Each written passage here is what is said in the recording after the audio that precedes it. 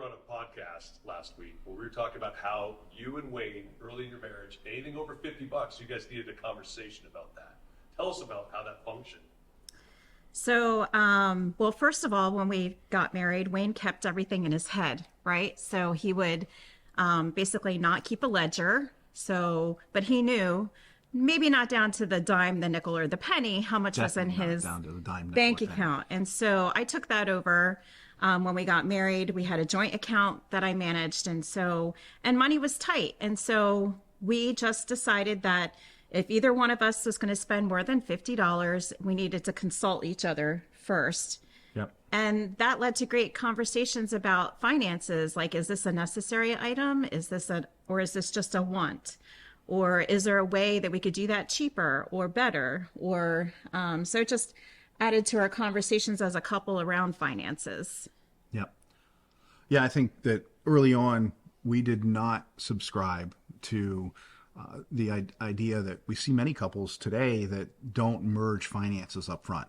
For us, there weren't enough to stand alone. We were still in college. Early on, there needed to be one bucket if we were going to survive. And so, that meant that we needed to merge resources. I had a rough idea of what was in my bank account. It turned out when we got married to our benefit, because I would always kind of round up to the next dollar. And if I was keeping a ledger, I would round up a dollar or two, that's just some forced savings. We ended up having a few $1,000s that we found when we got married because there was more money in my checking account than I thought. Because I never looked at statements. I barely kept a ledger. May was fastidious, continues to be fastidious on to the penny, knows what money is where. And so we decided very early on, this will be a substantial point of conflict, A, if we both try to do it, or B, if I try to do it. So May jumped in, said yes, and this only works if I have full transparency to everything. So I would go to work, I would bring money home, and it goes into the joint account, and she gives me an allowance. So early on, I was on an allowance, and we weren't able to really spend more than $50. But what that built was it built accountability, it built trust, it built depth and unity of vision, because if we're going to spend money on something, we are spending money on something. It's not she's spending it or I'm spending it. So it built a lot of depth early on for us, and that has continued, really to this day. Things are operate and function differently today, but there's a level of trust, transparency, authenticity between us that developed early on that's just gotten stronger over time. I think it also allowed us to do goal planning around what we wanted our finances to look like. Because if there was a vacation or something that we needed to buy, it allowed us to say, hey, we're not going to spend our money here. We're going to put it over here. We're going to save it up. We're going to buy that thing that we really want or need, or the vacation that we want to go on together. Yeah. Yeah. It's allowed us to start planning those short-term goals. Listen, when we got married, the idea of long-term planning was having enough money to go to the auction down in Pedricktown, New Jersey. There was a wholesale auction where they sold excess leftovers from Costco. We would go and buy a 50-pound bag of rice for $3 or something. And I think we had the Queen Anne table for our living room that we had for 20 years that we bought for $80 at that auction. So that was the idea of long-term planning, was having $100 to go to the auction on Friday night. So today things are a little different. Come a long way. So, what's the number now? If it used to be $50, what's the number now that you have to, hey, if it crosses that threshold, we have to talk? I don't know as if there is actual number right now. I just get this feeling in the pit of my stomach, like I can't spend that amount of money without asking first.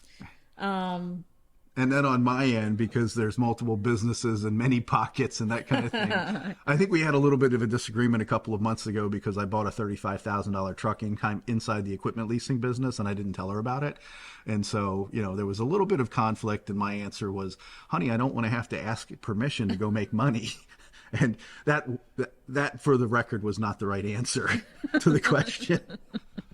Which leads me to ask, because when you start talking about finances, this is a point of contention for a lot of couples. So did you have a particular rhythm, time of week or month that you guys would connect on the finances? When would you talk money?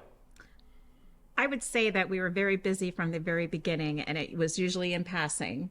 Hey, we got this bill coming up. Please, keep an eye on what you're spending this week or whatever. This amount of money is coming out, or we have this to pay. We still have these conversations about expenditures coming out and planning for them and making sure their things get paid. Yeah, we've also got some history. We spent 13 years being in charge of a Christian school, and for about 11 of those years, we were spending more than 50% of our household income to keep the school afloat. And so that created financial trauma, and stress and anxiety, and really an inability to think with a positive growth mindset in some areas. It caused us, I mean, we grew a lot. Our faith grew a lot. Like, Lord, help us make the bills this month. But we learned to pray, and we learned a lot. We grew a lot, but it was also a period of season that we would probably not want to repeat and wouldn't wish on someone else. But coming out the other end of that, there's a resilience.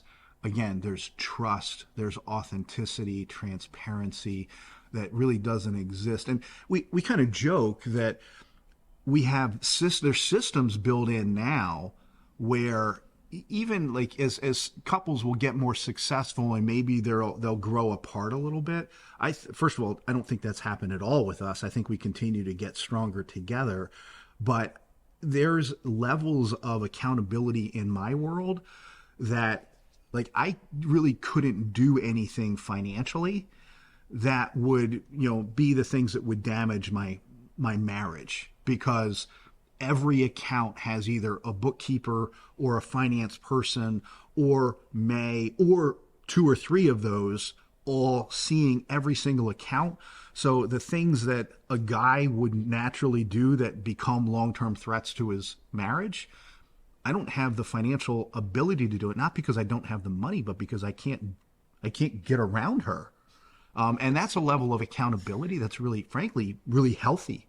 And because, sometimes it's just what you need to keep the bumper, keep the bowling ball on the, sorry. Keep the bumpers? Keep the bumpers in place and keep the bowling ball on the alley. So. Quick question I want to throw in. Obviously, you guys have learned accountability and trust and when the numbers were low.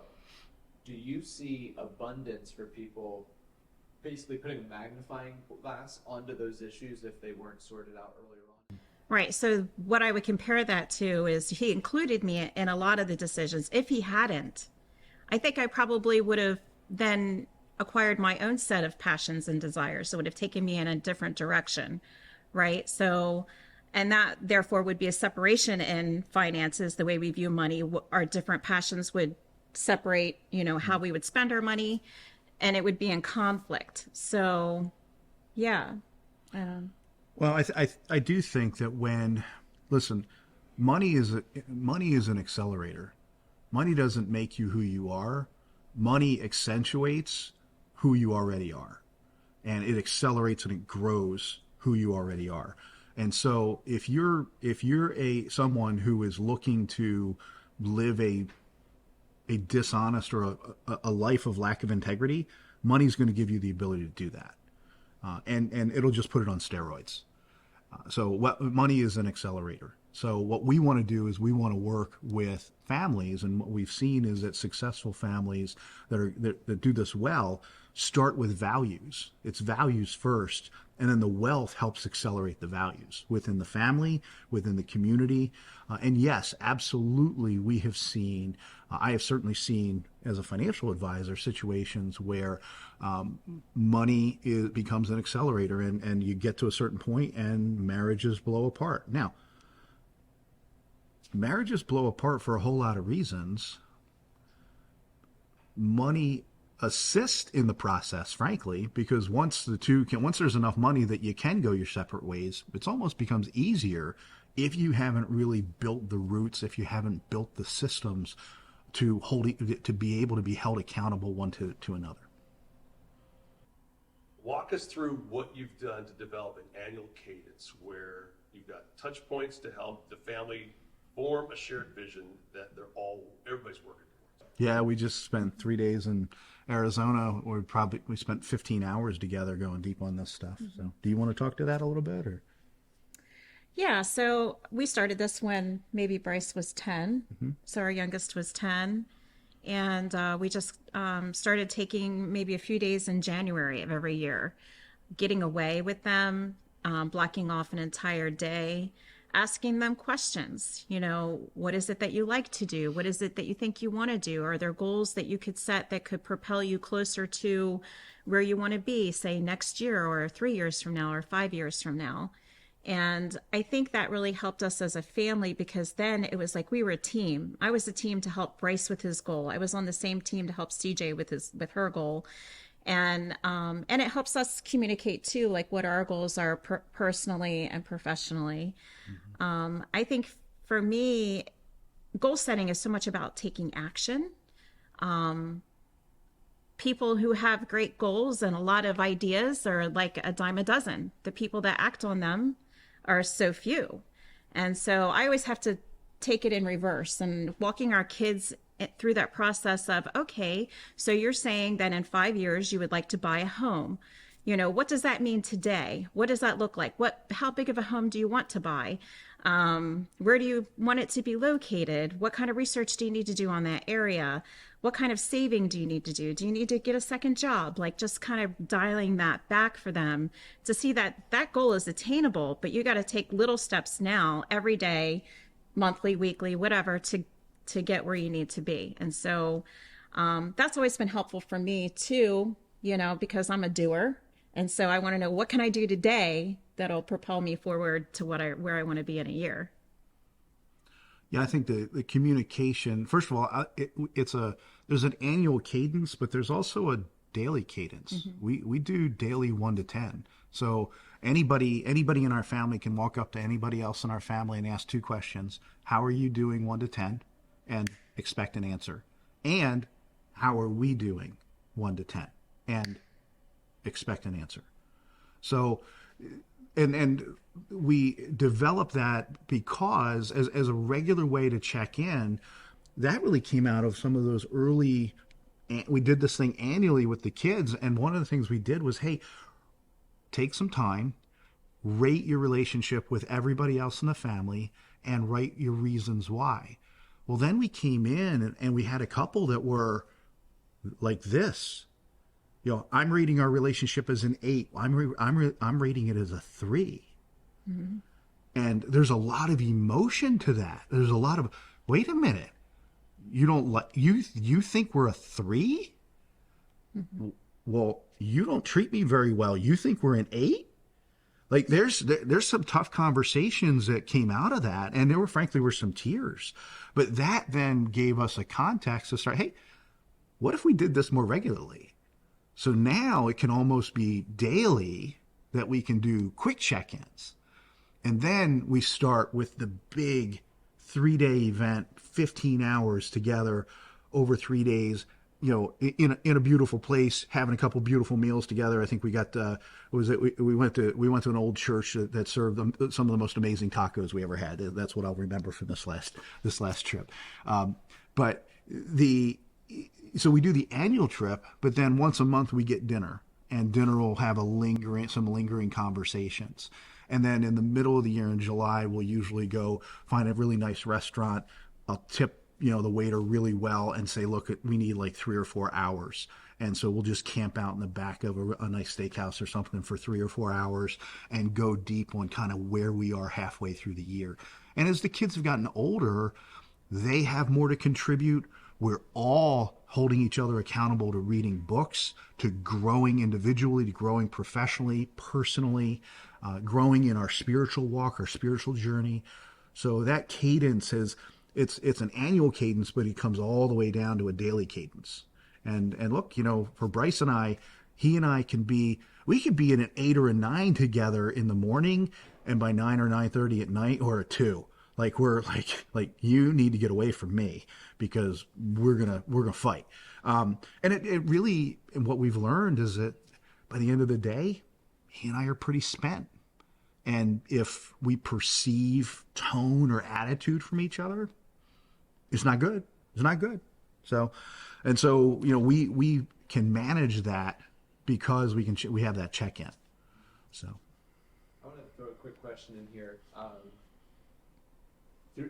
Putting this into specifically a financial lens, your kids, as they hit the young adult stage, are just their trajectory, their understanding of business, of money, of goal setting is unique. It is extremely unique. Mm-hmm. Can you share a little bit about how that overlap in that time of sharing, not just them talking to you, but you talking to them, has really helped form their relationship with like work and money, just that development for them? Well, I think, from the get-go, we had them read books. So they owed us the first 2 books. I think later it was 3 books. And they would have to pay us money if they didn't read those books. And then after a while, they were reading the books on their own. And we were actually paying them for money for reading books, but it was about developing themselves. Like if I would have had that self-development at the age of 12 that I got at the age of 25, I feel like that would have spurred me on to a better, a platform for just being able to go get a job and just having that self-esteem, right? So the self-development builds self-esteem, and that builds self-discipline, and then discipline turns into healthy habits. And I think for them, especially our oldest, she's got a few more years, so she's, further along in her journey. But, I sit back and I watch her and I'm like, wow, those are some very targeted discipline, energy, like everything is just focused. And I feel like that really comes from the self-development that she spent, from the age of 12 or whatever, reading those books and just getting the knowledge. Yeah, I think that I would absolutely agree and affirm our kids are really unique. We are really blessed and privileged. We do think that the daily, monthly, annual check-ins have given us a context, and from a very early age, we communicated some very fundamental things. One of those things was, hey, listen, in middle school and high school, 2 things are going to be true. Number 1, your friends are idiots.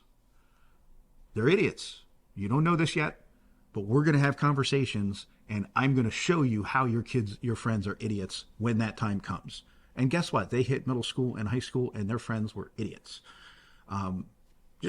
They're just kids. But when you create a context to have that conversation, to engender the trust, to invite the conversation, and we're doing that against a bigger backdrop to say, hey, listen, Bryce, CJ, here's the norm. The norm is between 15 and 30 for somewhere between an 8 and 15 year period of that time. You are going to be genetically predisposed to think mom and I are idiots. To think we were going to wake up one morning and our IQ will have dropped by 100 points each. You won't know why. We won't understand why. But in your eyes, you're going to think we're dumb. And here's what's actually going on. What's actually going on is society and media is trying to sell you products, to sell your underdeveloped human brain products, get you to watch this movie, buy those shoes, want these products. Number 1. Number 2, your body is physically developing. Your brain won't physically develop until you're 26. Your values won't develop and solidify until about 10 years after that. And so you're literally in a period of time where everything outside of you and everything inside of you is predisposed to call us idiots.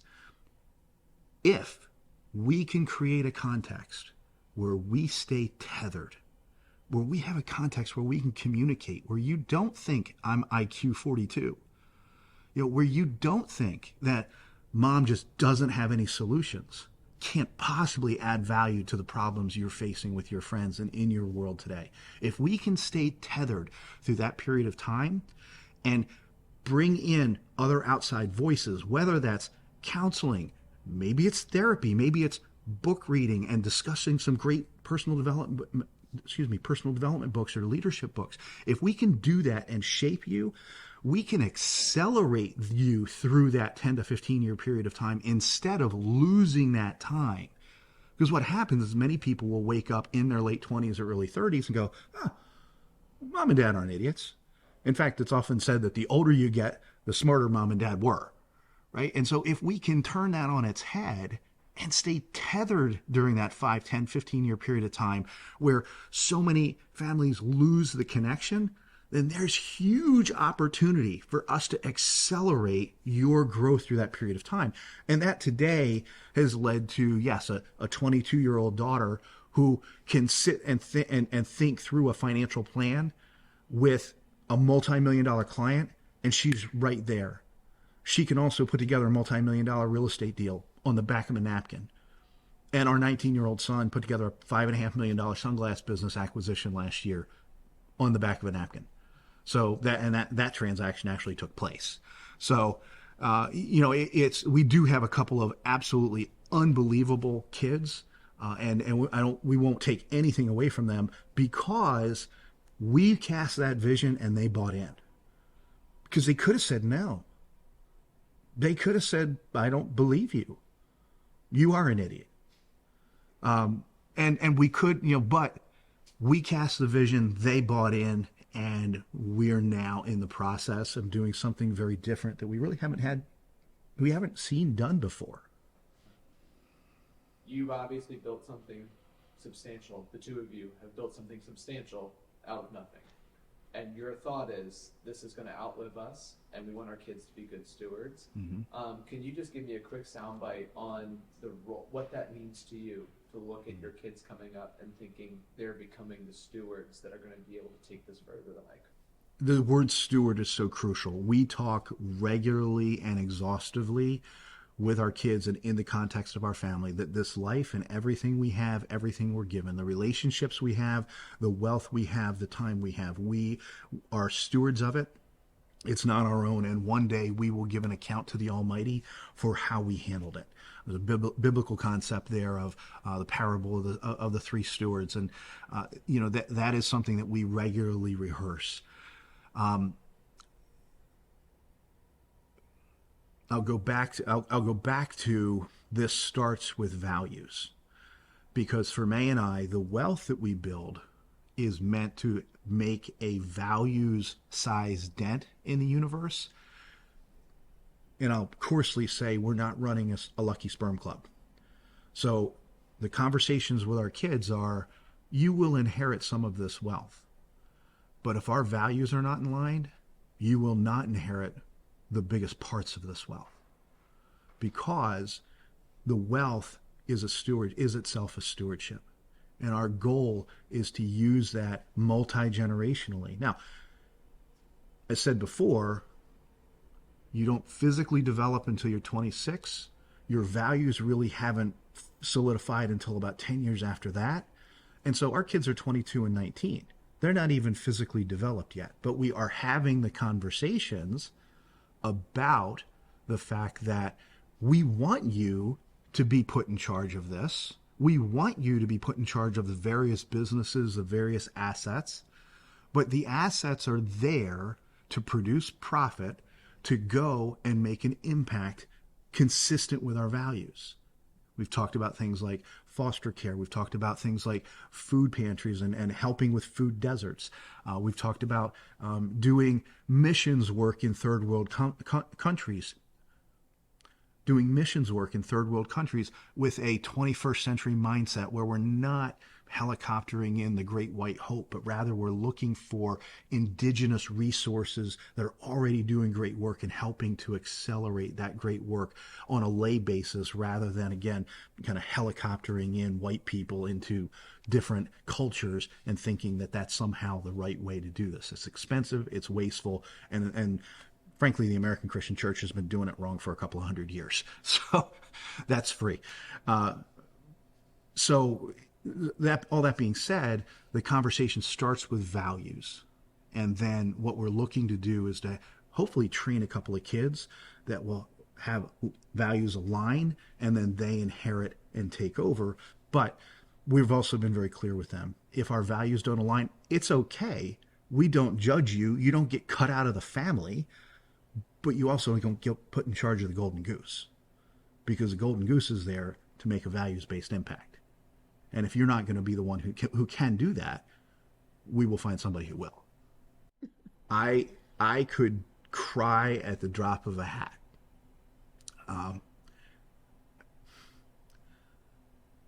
When I think about my kids and the amazing human beings they are, the huge, generous hearts that they have,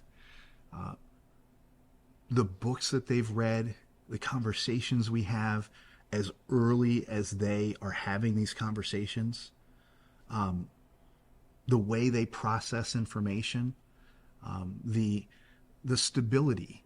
I mean, I have had my 19-year-old son with whom, just a couple of months ago, there was a conversation I needed to have with Bryce. I asked him a pretty pointed question. He came back with a pretty pointed answer, and my energy level went radically higher. And my 19-year-old son came over, put his hand on my arm, and said, "Dad, breathe for a minute."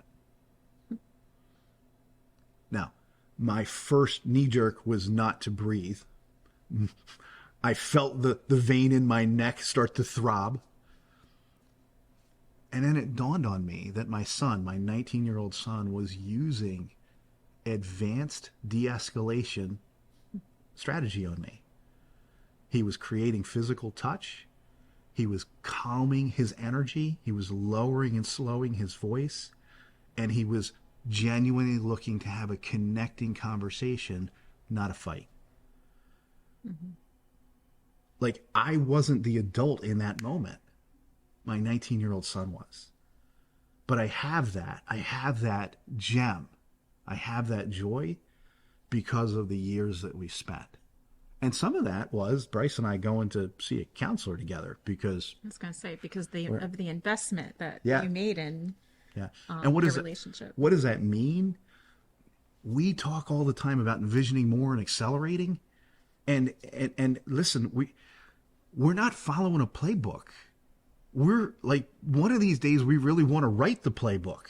We want to, and we're finding other groups and bits and pieces. I mean, there's a couple, Chris and Melissa Smith out west, who are doing amazing work with this family brand business. We love what they're doing. We're having ongoing conversations and dialogue with them because they're getting some pieces there in terms of a family brand, a family ethos. We want to continue to do that, and I think that gives us some curriculum to follow. But we're writing the playbook ourselves, and I think that one of the big problems is that we leave every generation, like we're so insecure about our failings. We're so insecure about the things we get wrong. We don't want to be confronted about where we screwed up or where we got it wrong or where we had systemic mindsets that set our kids on the wrong track. Systemic patterns of behavior, even in our family or as a dad. We're so insecure about being confronted about our wrongs that when we don't acknowledge that, we never get to correct it, and we leave every generation to repeat the mistakes. There's a guy named Sebastian Engs who says, "Listen, I want my kids to be messed up differently than I was messed up, because if my kids are messed up differently than I was messed up, then it means I fought my dragons, I defeated my dragons." And so, that really is what we would be pursuing and advocating for is. So we know we're going to mess our kids up, but let them be messed up differently than we were, right? So you guys have invested hundreds of dollars, without hyperbole, just into them reading books, for example. You've doubled down on that now with coaching. Tens of thousands. Tens of thousands. Trying to lowball that. And you're doubling down on that with coaching, which is not common for people that are 19 and 20 years old, 22 years old, to be invested. What's the desired outcome for you guys to invest into coaching and these workshops for your kids? Right. You want the best for your kids. You want them to be better. You want them to go further. You want to springboard them. We use that term a lot. We're springboarding them into adulthood. Both of us, I came up to him about 3 weeks ago and I said, "What's your number one goal this year?" And he was like, my number one goal is to launch CJ and Jacob. They're getting married this year. And I was like, oh my word, that is also my number one goal. It's different. It looks different for him. You know, he's thinking more of financially business minded. I'm thinking more of like walking her through buying the house, getting the house set up, making sure they have everything they need, make sure all the parties and the events are planned, and just setting her up for success in a marriage as a wife. But, you know, we had a shared goal right there with that. So Back to the reading piece for a minute. Reading, I mean, back when we were growing up, reading is fundamental. Yes. And what you read is crucial.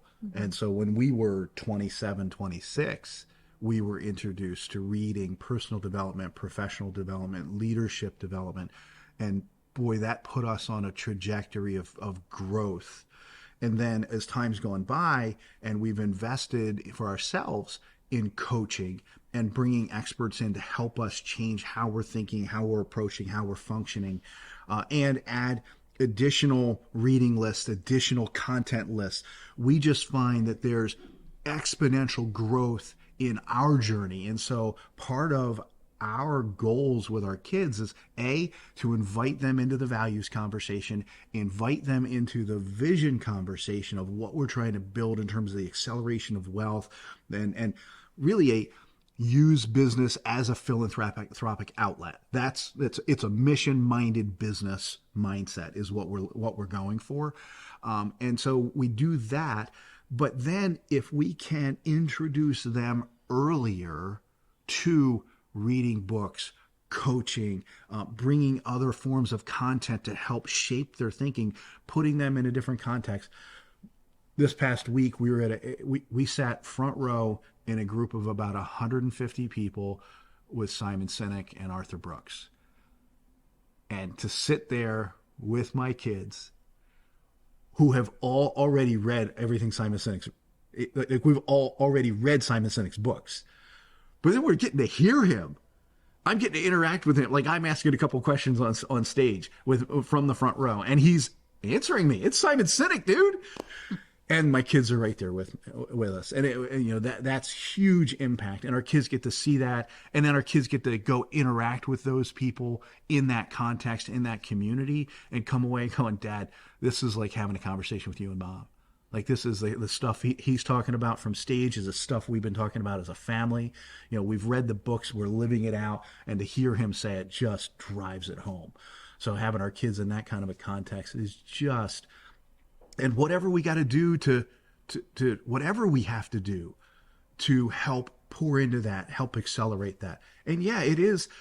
I'm not kidding. It's been tens of thousands of dollars. When Bryce was 16, I had to pay him $4,800 in 1 year for the books he read. And I had a woman, a couple of years ago say, well, you didn't give a 16-year-old $4,800. I said, I gave it to him in $100 bills so he could throw it up in the air. She said, he's going to make bad decisions with it. I said, I hope he sets it on fire.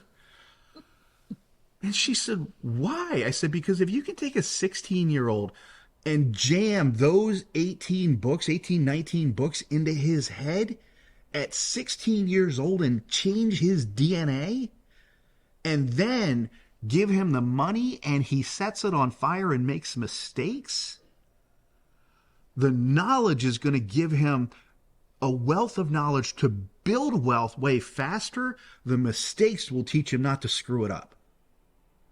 And so if I can do all of that when he's 16 for less than $5,000, a bargain at twice the price. Let's go. I'd like to also mention that having our kids read books at a young age has insulated them from falling into the wrong crowd. Yeah. Because our kids have been able to look at their friends and be like, okay, he's pretty dumb. Idiot. He's pretty dumb. Or even relationships, right? So I know Bryce has had some relationships where, or maybe not relationships, just kind of scouting it out.